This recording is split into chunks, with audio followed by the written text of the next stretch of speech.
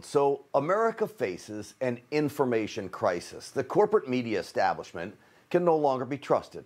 We know that. But here's the problem. It leaves the majority of people purposefully uninformed. We have seen the media's decline over the past 2 decades. It doesn't just embrace socialism. Now the media actively pushes it, even advocates for that anti-American, anti-freedom agenda. I have now come to the conclusion the transformation of the media into a state-run propaganda machine is complete. It's no longer just about liberal bias. It's about going on the attack and canceling anyone who stands in their way. And yes, that means President Trump first, and then, you know who else they cancel? All of his supporters.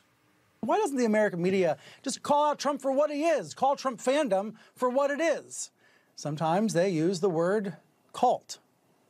I know that's a sensitive word. It doesn't come up a lot in American news coverage. Trump fandom is a cult because we believe in freedom and the promise of this country, something Brian Stelter doesn't believe in, clearly. The main reason CNN Stelter calls us a cult is because we are all so skeptical of him and his mainstream media cronies. We're onto them as fake news, as President Trump puts it. But in true cancel culture fashion, Congresswoman Jackie Speier, a Democrat, takes it to the next level. Now remember, this is a woman who Jonestown cult members shot 5 times and left her for dead. Now, I'm thankful she survived, but I still can criticize her for being completely out of line here.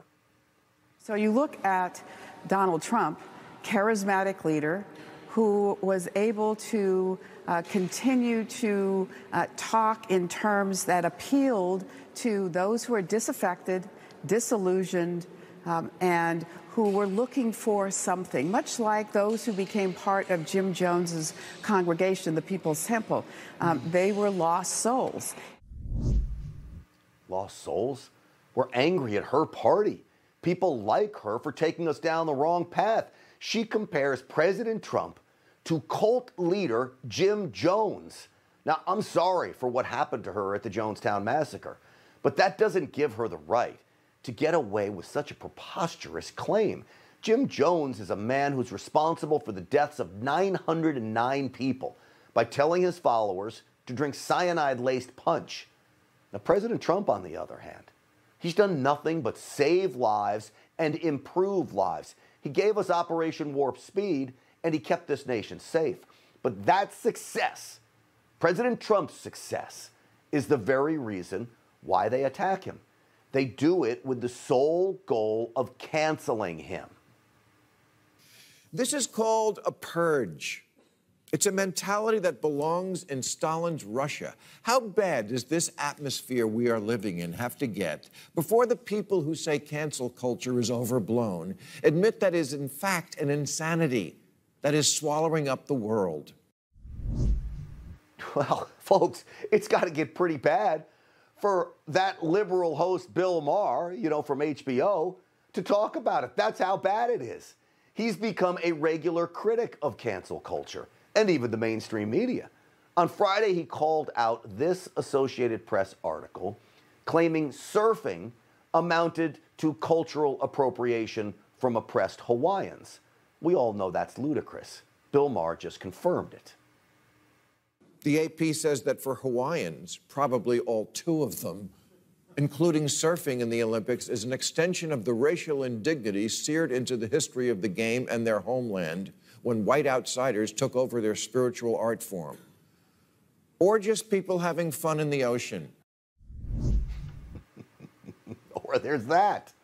You see, I disagree with him on almost everything, but in this case, Bill Maher should be applauded. But of course, he's got a pony in this race, right? As a controversial host, he runs the risk of being canceled himself, and he knows it.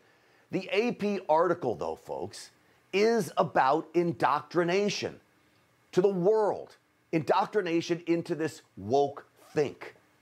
And it, too, is ultimately about canceling and, more importantly, silencing anyone who goes against it. That's been the main goal of Dr. Fauci and his deep state communists when it comes to exploiting the China virus for their own power play. Things are going to get worse. If you look at the acceleration of the number of cases, we are seeing an outbreak of the unvaccinated. So what does he do? He blames the unvaccinated again. The unvaxxed are evil. This is going to be a common talking point you're going to hear.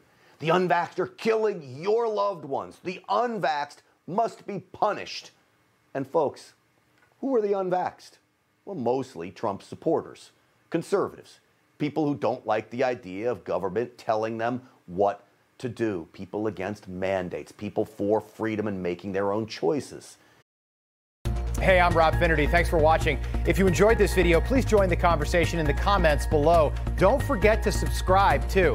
Hit the bell icon to be alerted to breaking news. And remember, there's a whole lot more on Newsmax TV, America's fastest growing cable news network.